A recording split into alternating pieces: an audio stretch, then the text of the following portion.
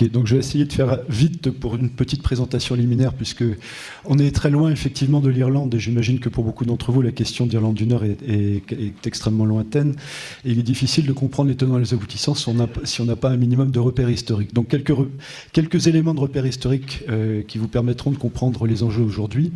D'abord, comprendre que les relations anglo-irlandaises ont toujours été marquées par les intérêts stratégiques de la couronne, qui ont amené à plusieurs invasions de l'Irlande, invasions militaires, répression militaire et également implantation de colons favorables aux intérêts de la couronne. On retrouve ça, on peut faire remonter la chose au XIIe siècle, la première invasion datant d'Henri Plantagenet, en 1165, et on retrouve ça à d'autres périodes cruciales de l'histoire anglaise, en particulier au moment du schisme anglican avec Henri VIII, au moment du protectorat de Cromwell en 1649, qui installe une suprématie protestante, et également pendant la Glorieuse Révolution, qui est perçue comme par les Britanniques en général comme un épisode glorieux, puisqu'il crée la monarchie parlementaire, mais comme un moment catastrophique pour les Irlandais catholiques, puisque c'est la suggestion totale au pouvoir des protestants. On retrouve ça sur les murals, ce qu'on appelle les murals, les fresques que vous trouvez dans les grandes villes d'Irlande du Nord, qui sont séparées par quartiers catholiques et protestants, du fait de la discrimination qui s'y est produite. Je reviendrai là-dessus tout à l'heure. Vous voyez par exemple des fresques ici de Cromwell qui rappellent l'importance d'écraser l'Église catholique. Ouais.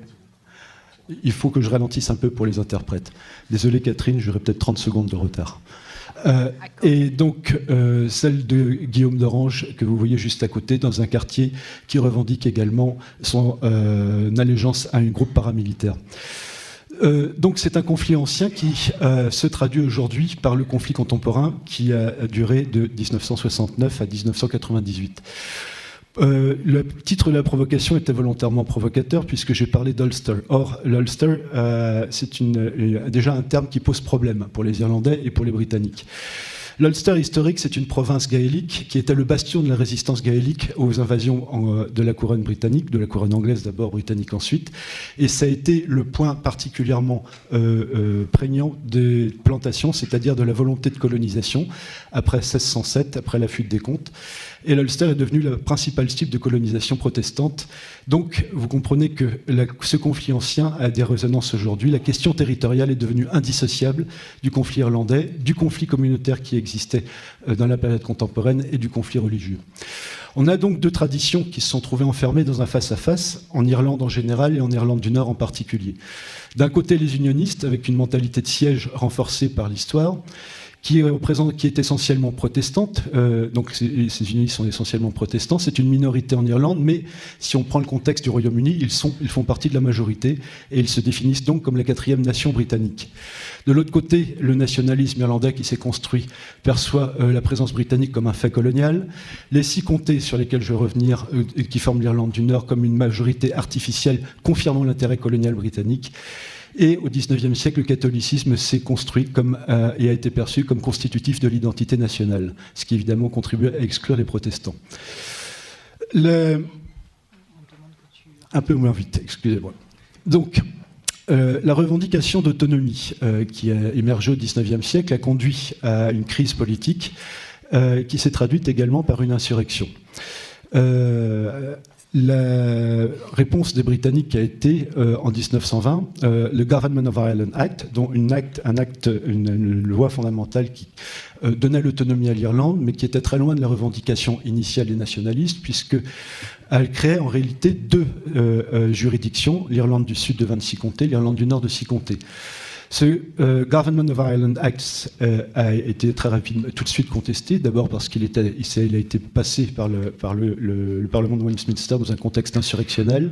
Sa mise en application s'est avérée impossible au Sud, mais par contre, il a été mis en œuvre au Nord par la minorité protestante, et il a donc fondé littéralement fonder ce qu'on appelle l'Irlande du Nord aujourd'hui. Donc vous comprenez que le conflit territorial, il apparaît très clairement ici.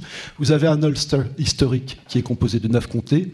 3 d'entre eux, à majorité catholique, ont été rattachés au Sud, et les 6 qui restent, à majorité protestante, ou permettant d'avoir une majorité protestante, ont formé l'Irlande du Nord qui est restée au sein du Royaume-Uni. Cet état de fait, évidemment, correspond aussi à la distribution par affiliation religieuse. Si vous regardez cette carte, vous comprenez que le seul endroit de l'Irlande où les protestants et donc, par voie de conséquence, les unionistes pouvaient espérer avoir une majorité, c'est ce nord-est de l'Irlande. Donc, en d'autres termes, l'État d'Irlande du Nord correspond à la volonté de sécession d'une minorité, et c'est la raison pour laquelle elle a été contestée par la majorité des Irlandais. Ce qu'on retrouve dans la Constitution d'Irlande, qui est votée en 1937, l'Irlande du Sud, qui rejette toute perception d'une identité irlandaise autre que l'identité nationaliste, et qui revendique dans ses articles 2 et 3 la souveraineté sur l'intégralité du territoire de l'Irlande, en considérant que le Nord n'est que sous domination d'une puissance étrangère. Donc, pour faire simple, on comprend que l'histoire a légué à la situation actuelle un conflit territorial entre deux États souverains, un conflit sur le territoire irlandais entre deux identités au récit historique qui sont diamétralement opposées, l'une des identités, ou les deux identités en fait se construisant par opposition vis-à-vis de l'autre, et en conséquence un conflit également sur la légitimité d'un territoire réservé à l'une des identités, en l'occurrence les unionistes, qui se traduit par des approches sémantiques antagonistes et le sentiment que tout gain pour une communauté est systématiquement une perte pour l'autre. On a aussi quelques repères contemporains que je vous donne maintenant, puisqu'ils sont endémiques à l'Irlande du Nord, ce sont des termes que je vais réutiliser, donc il est important que vous les maîtrisiez. Deux grands principaux partis unionistes en Irlande du Nord, le UP, qui est l'héritier du parti historique fondé au XIXe siècle, qui est aujourd'hui le deuxième parti unioniste, le DUP, fondé par Ian Paisley, j'y reviendrai, parti populiste ultra-conservateur, bastion du loyalisme pur et dur, aujourd'hui premier parti unioniste, et de l'autre côté, côté nationaliste, un parti nationaliste constitutionnel opposé à la violence, qui a été profondément marqué par John Hume, l'initiateur du processus de paix, le SDLP, et Sinn Féin, longtemps vitrine de l'IRA, du mouvement insurrectionnel paramilitaire républicain, qui est aujourd'hui le premier parti nationaliste au Nord, et dont les leaders historiques ont été Gerry Adams et Martin McGuinness.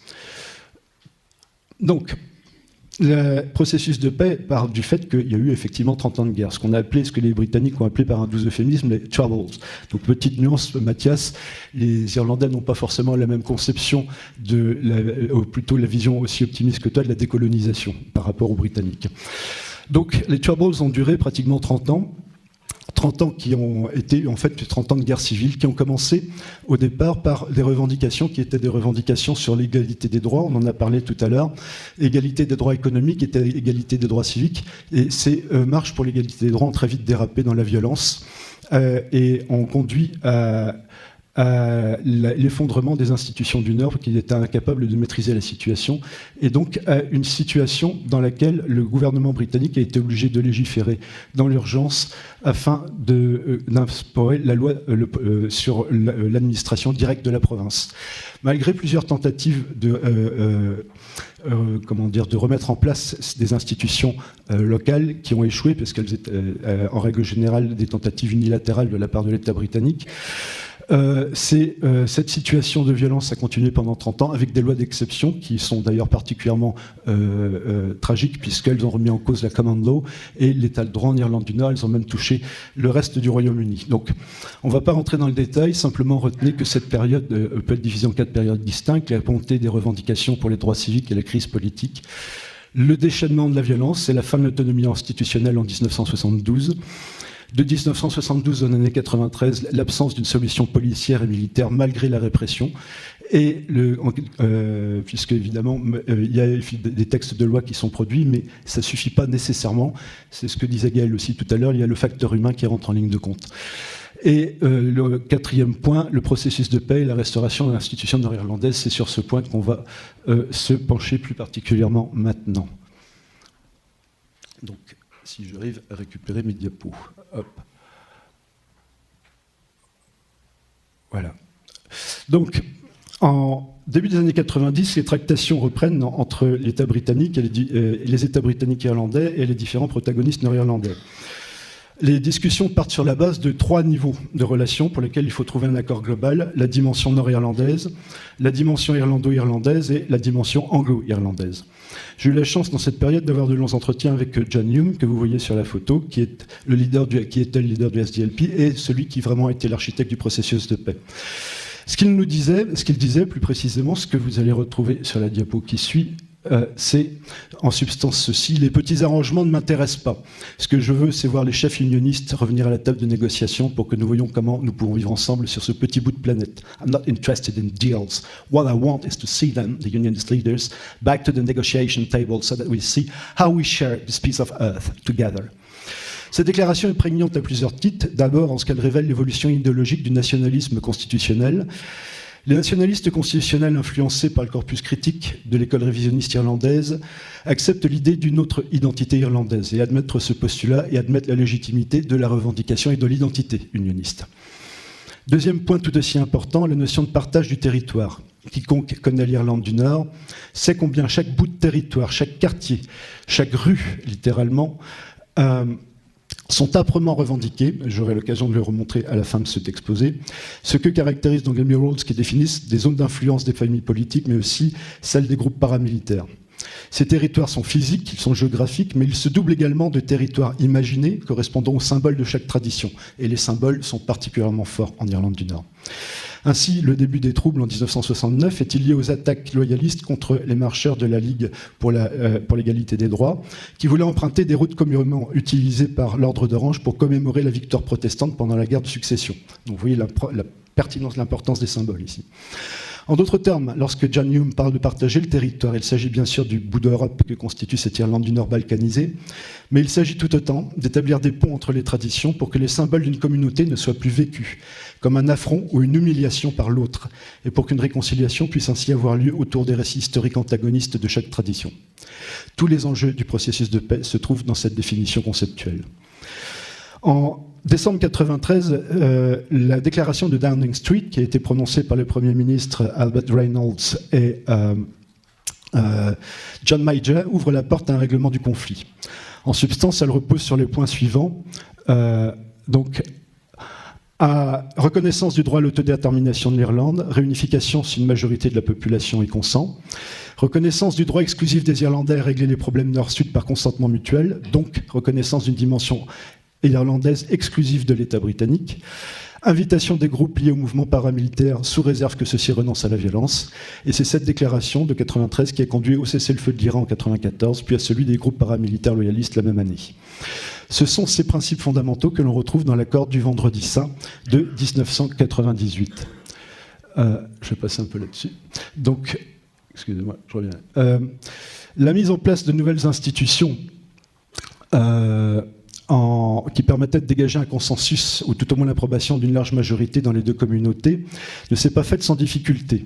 Le processus a connu plusieurs moments de panne et des ralentissements liés à la conjoncture politique. En février 1995, dans un document cadre, le gouvernement irlandais s'engageait à retirer sa revendication constitutionnelle sur l'Irlande du Nord, ce qui était un geste décisif pour les unionistes. Et en décembre 1995, un panel international constitué sous la présidence du sénateur américain George Mitchell, puisqu'on a une très forte implication des États-Unis dans la période du mandat Clinton. Ce panel international, sous la présidence Mitchell, allait jouer un rôle de médiateur. Les pourparlers n'ont pas progressé aussi rapidement qu'ils l'auraient pu, puisque le gouvernement britannique avait inscrit le désarmement comme condition préalable à toute négociation, condition qui ne figurait pas dans la déclaration de 1993 ni dans le document cadre de 1995.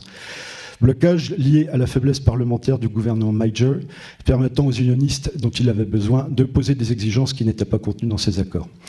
Il n'est pas surprenant dans ce contexte que la réforme de la police et plus encore le désarmement de l'IRA se soit transformé en dossier explosif, sans mauvais jeu de mots.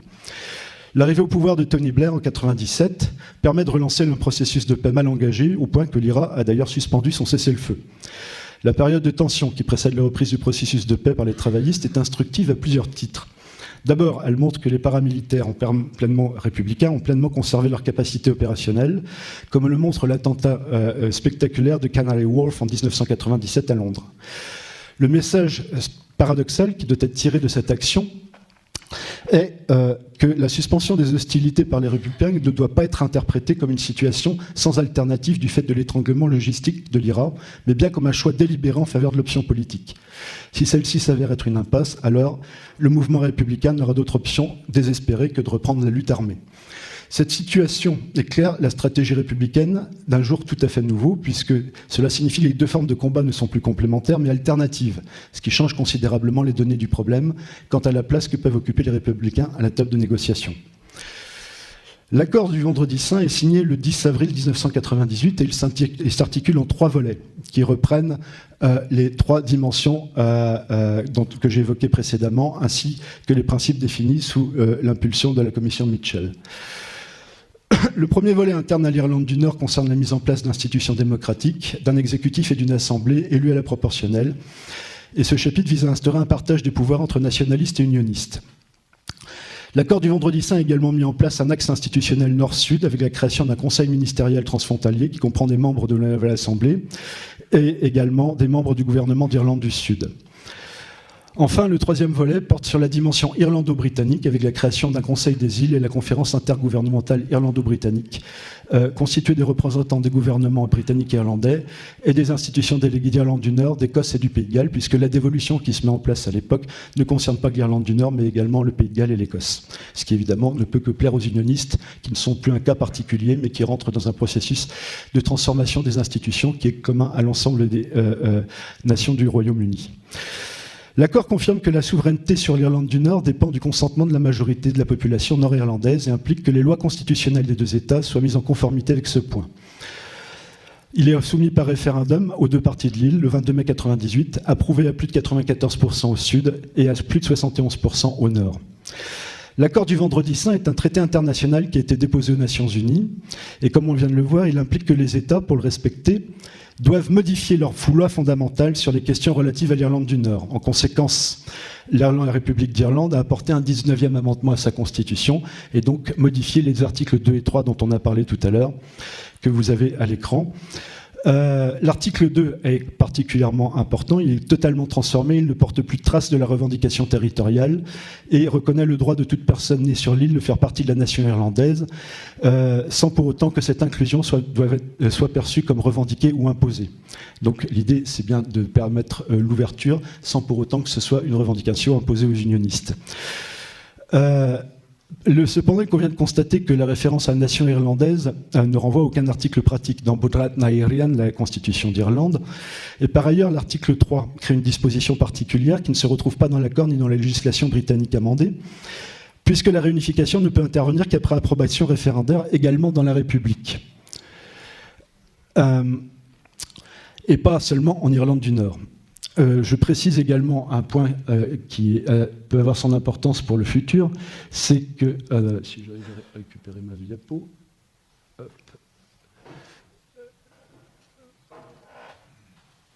Donc, c'est que l'article 9 de la Constitution de la République limite en réalité sévèrement le ius soli, auquel fait référence l'article 2, par l'introduction d'un ius sanguinis.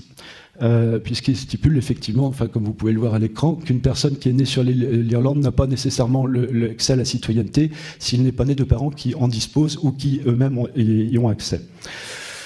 Du côté britannique, le Northern Ireland Act de 1998 reçoit le sceau royal en novembre et après adoption du Parlement. Cette loi abroge le Government of Ireland Act de 1920 qui était à l'origine de la partition de l'Irlande.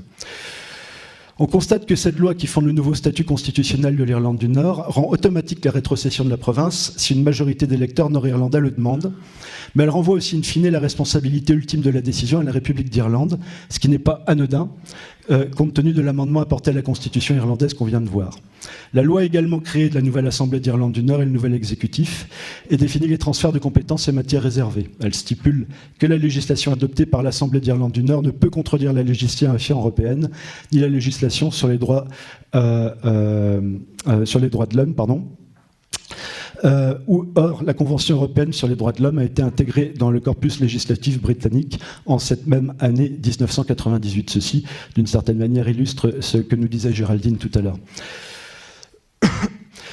Le Northern Ireland Act 1998 ne s'est donc pas limité à la mise en place de nouvelles institutions. Il définit aussi les conditions d'existence de l'Irlande du Nord, renvoie la responsabilité ultime de la réunification à la République d'Irlande et aligne la législation sur les droits civiques sur celle de la Grande-Bretagne et d'un traité européen, garantissant ainsi l'élimination de législations d'exception qui ont fait tant de dégâts pendant les 30 années de guerre. Enfin, la loi définit l'organisation du travail parlementaire, le processus d'élection du Premier ministre et du Premier ministre adjoint, ainsi que les modalités d'organisation de la prise de décision intercommunautaire pour les sujets spécifiques tels que les élections du président et des vice-présidents de l'Assemblée. L'administration directe de l'Irlande du Nord a pris fin le 2 décembre 1999, mais cela ne signifie nullement que les difficultés ont pris fin à cette date. Les institutions ont depuis connu plusieurs périodes de suspension. Il y a des obstacles majeurs, comme la démilitarisation des groupes paramilitaires, la réforme de la police du Nord et le soutien à celle-ci par le Sinn Féin, exigé par les unionistes, la libération des prisonniers politiques, la volonté du DUP de ne pas participer pleinement aux institutions et, last but not least, le changement des majorités unionistes et nationalistes, le Sinn Féin supplantant le SDLP et le DUP devenant le premier parti unioniste, ce qui condamnait les partis les plus radicalement opposés à s'entendre pour former une coalition de gouvernement. Ce qui, contre toute attente, a plutôt bien fonctionné. Vous avez ici les photos de Ian Paisley et de Martin McGuinness. D'ailleurs, les noms sont inversés. Paisley était le leader des loyalistes purs et durs. McGuinness a fait partie du conseil militaire de l'IRA et c'était le leader de Sinn Féin. Ces différentes crises et leurs résolutions ont conduit à la signature d'accords complétant les dispositions de l'accord de 1998, en particulier sur les modalités de fonctionnement de l'exécutif. Conformément aux différents accords issus du Vendredi Saint, la législation stipule que le gouvernement doit être représentatif des deux traditions. Ce partage du pouvoir est fondé sur le modèle de la démocratie constitutionnelle qui trouve sa source dans les travaux d'Aaron Lipyard. En substance, Lipyard est connu pour avoir travaillé sur la façon dont les sociétés divisées arrivent à maintenir un régime démocratique en partageant le pouvoir entre les communautés. Donc, on a un partage du pouvoir exécutif et le système oblige à une coalition entre les partis représentatifs des deux traditions. Le nombre de ministres auxquels peut prétendre chaque parti est déterminé par le nombre de sièges dont il dispose à l'Assemblée. Le système électoral est basé sur le Single Transferable Vote, système en vigueur en République d'Irlande, qui permet de créer des circonscriptions dans lesquelles les sièges sont pourvus selon un principe de première, seconde et troisième préférence jusqu'à l'obtention de la totalité des sièges. Et donc, le modèle constitutionnel implique que les élus doivent se définir comme unionistes ou nationalistes lorsqu'ils signent le registre leur permettant de prendre leur siège. Par ailleurs, la minorité dispose d'un droit de veto sur des sujets qui ne rencontrent pas de soutien intercommunautaire. Les décisions importantes de l'Assemblée impliquent un soutien intercommunautaire qui peut être demandé par 30 membres signant une Petition of Concern déposée au président de la Chambre. Cela, par exemple, avait été le cas lors de la proposition de légalisation du mariage homosexuel en 2015, pour laquelle le DUP avait déposé une telle motion. La proposition avait recueilli une majorité, mais un soutien trop faible du côté unioniste pour être retenu, la condition étant 60% de votes favorables à la Chambre, représentant au moins 40% pour chaque camp. Enfin, conformément à l'accord de 1998, l'Assemblée doit veiller à l'égalité de traitement culturel entre les deux traditions, ce qui a été une question sensible pour le développement de la langue irlandaise et de l'Alte Scot, et ainsi que pour l'organisation des parades. Donc j'en viens à la conclusion. Et je tiens à peu près les délais. Les accords du Vendredi Saint et ses compléments, comme celui de St Andrews, ont mis fin à une guerre civile de presque 30 ans. Ce succès repose sur la prise en compte des différentes strates du conflit qui ont trouvé leur traduction dans la loi fondamentale de la République d'Irlande et dans celle du Royaume-Uni. La reconnaissance des identités et des aspirations légitimes de chacune d'entre elles, reposant sur un partage du pouvoir entériné par un accord international déposé aux Nations Unies, permet un équilibre des représentations dans une situation qui laisse les options ouvertes pour l'avenir, bien que le système de représentation verrouille les dialectiques communautaires. Il faudra encore beaucoup de temps pour que la réconciliation devienne effective dans les mentalités, compte tenu des blessures récentes et d'une mémoire qui demeure encore loin d'être partagée. Les symboles hérités du passé, en particulier ceux du XVIIe et du XVIIIe siècle, demeurent encore très prégnants aujourd'hui.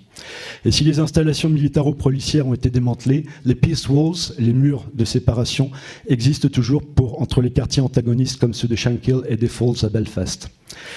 Des équilibres ont pu se trouver grâce à des concessions majeures sur des symboles initialement perçus comme tabous de part et d'autre. Le désarmement contrôlé de l'IRA, l'abandon de toute référence à la monarchie dans les services publics d'Irlande du Nord, la réforme de la police, le RUC disparaissant au profit du PSNI. Il reste pour autant plusieurs points d'interrogation pour le futur. Le principe consociationnel, en cristallisant institutionnellement la représentation politique sur la logique de l'opposition entre affiliation unioniste ou nationaliste, fige le système dans une logique communautaire et rend extrêmement difficile l'émergence de toute force qui serait non alignée. D'autre part, et ça c'est un point tout à fait d'actualité aujourd'hui, la crise politique que connaît le Royaume-Uni avec le Brexit trouve un écho particulier en Irlande. Le référendum de 2016 a révélé qu'une large majorité des Nord-Irlandais est favorable au maintien dans l'Union européenne, indépendamment de l'affiliation communautaire. Et si le DUP en demeure le premier parti d'Irlande du Nord, il est aujourd'hui talonné par le Sinn Féin. Donc, il arrive que l'histoire se répète, encore une fois, comme lors de l'insurrection de 1541 de la guerre de succession, au début de la fin de l'Empire britannique, le destin de la Grande-Bretagne en général et de l'Angleterre en particulier va se jouer en Irlande. Le destin de pour le dire autrement, l'avenir de 70 millions d'Européens, pour ne parler que des îles britanniques, va dépendre en grande partie des choix et décisions des députés des 812 783 votants exprimés en mars 2017 sur un corps électoral nord-irlandais de 1 254 709 personnes. C'est la dernière. Oui, c'est la dernière, Catherine. Ça va de soi. Hop, voilà. Vous voyez la répartition. En vert, c'est le vote nationaliste. En orange, rouge, le vote unioniste. Donc, la belle leçon, et c'est ma dernière phrase, je te rassure, la belle leçon qu'il faut retenir de cette balade nord-irlandaise est la capacité à s'entendre et à dépasser le passé qu'ont montré les représentants des communautés dont les fondamentaux historiques et culturels étaient pourtant totalement antagonistes. Voilà, je vous remercie.